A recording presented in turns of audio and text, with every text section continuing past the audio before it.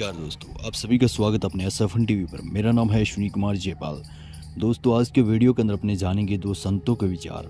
क्योंकि दोस्तों, आप सभी को पता है कि आज गणेश चतुर्थी है, तो गणेश चतुर्थी की पूजा कैसे करनी है, इसके लिए पहले अपने सुनेंगे सबसे पहले विचार देवकीनंदन ठाकुर जी महाराज के विचार, और उसके बाद जानेंगे संत रामपाल जी महाराज के विचार।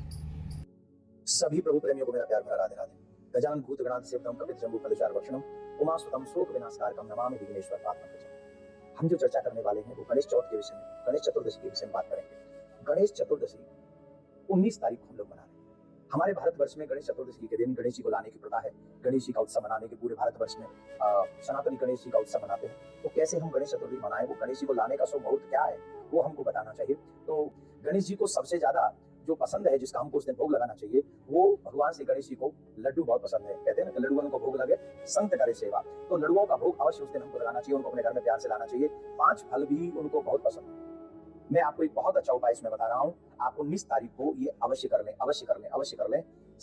17 दुर्वा लें, 17 दुर्वा के वो जो होते हैं, एक एक दुर्वा ऐसे करके, और वेद मंत्र या कोई भी मंत्र जो पौराणिक मंत्र आपको आता हो, अगर नहीं आता हो तो गणेश जी का एक बहुत प्रिय मंत्र है, ओम गं गणपतये नमः। इस मंत्र को बोलते जाएं और 17 दुर्वा गणेश जी के ऊपर चढ़ाते जाएं। इससे आपको वो ज्ञान व संपदा प्रदान करेंगे। जैसे दोस्तों, अभी सुने आपने देवकीनंदन ठाकुर जी महाराज के विचार। उन्होंने बताया कि गणेश जी की पूजा कैसे करनी है और फलों को कैसे गणेश जी को अर्पित करना है। इसके अलावा गणेश जी महाराज के कौन से मंत्र का जाप करना है। चलिए दोस्तों, अब आगे जानते हैं संत रामपाल जी महाराज के विचार और शास्त्रों से प्रमाणित भक्ति क्या है, क्या इन मंत्रों का हमारे शास्त्रों के अंदर वर्णित है या नहीं। इसके लिए अपने संत रामपाल जी महाराज के विचार सुनते हैं और जानते हैं पूरी सच्चाई।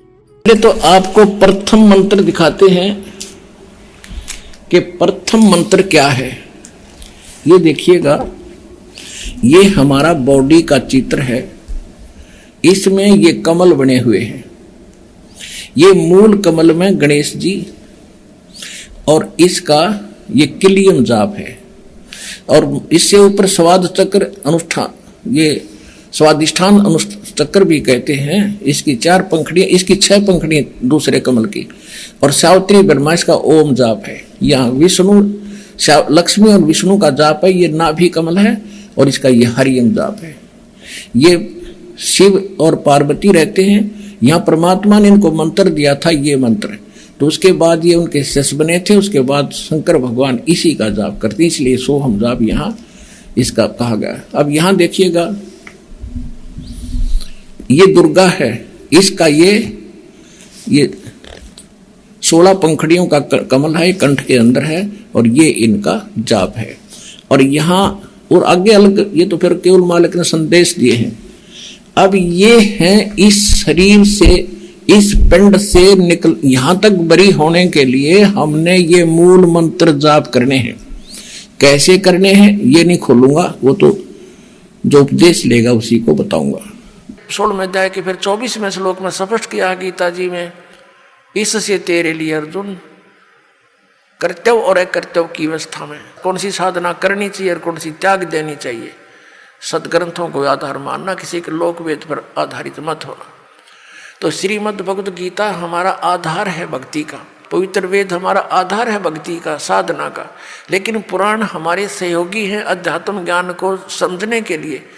और जो पुराणों के अंदर वेदों और गीता वाला भक्ति विधि है, वो तो वेदों और गीता का ही है, वो तो हम उन्हीं से ग्रहण करेंगे। बाकी अन्य उसके अंदर उस ऋषि वक्ता, पुराण के वक्ता का अपने घर का ज्ञान है, जो वेदों और गीता से नहीं मिलता, वो हमने स्वीकार नहीं करना। अब गीता ज्ञानदाता कहता मेरा एक ओम अक्षर है, नथिंग एल्स, और कोई जाप ही नहीं है। इसके अतिरिक्त कोई मंत्र जाप करता है वो अपने डले ढो रहा है, वो कंकर पत्थर इकट्ठे कर रहा है, लाल नहीं है। ये ब्रह्म सत्र का है, और इससे जो इसकी साधना करता हुआ अंत समय में शरीर छोड़कर जाता है तो परम गति को प्राप्त होता है। वो परम गति कौन सी है? ब्रह्मलोक। और गीता जी अध्याय नंबर 8 के श्लोक 16 में कहा कि ब्रह्मलोक पर्यंत, वहां तक गए हुए सभी पुनरावृत्ति के अंदर है। अब 17वें अध्याय के गीता जी के 23वें श्लोक में कहा है कि उस सच्चिदानंद घन ब्रह्म के पाने का 3 मंत्र का जाप का निर्देश है, नथिंग एल्स। निर्देश माने नथिंग, और कुछ नहीं, सिंपल ओनली डायरेक्शन। ये है, देखिएगा 17वें अध्याय का और 23वां श्लोक श्रीमद् भगवत गीता और ये 17वां अध्याय 17वें का 23वां श्लोक है। ओम तत्सत इति निर्देश है ब्रह्मण है त्रिविध है समर्थ है ब्राह्मणा तेन वेदा च यज्ञा विहिता पुरा।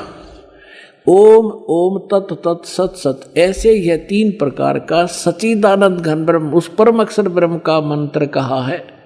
अब सच्चिदानंद घन ब्रह्म परम अक्षर ब्रह्म का मंत्र ओम तत् सत उसको पाने का। ओम तो पुण्यात्मा सीधा है ब्रह्म अक्षर पुरुष का और जो तत् है वो अक्षर पुरुष का और सत है ये परम अक्षर ब्रह्म का। ये भी कोड वर्ड है सांकेतिक शब्द है।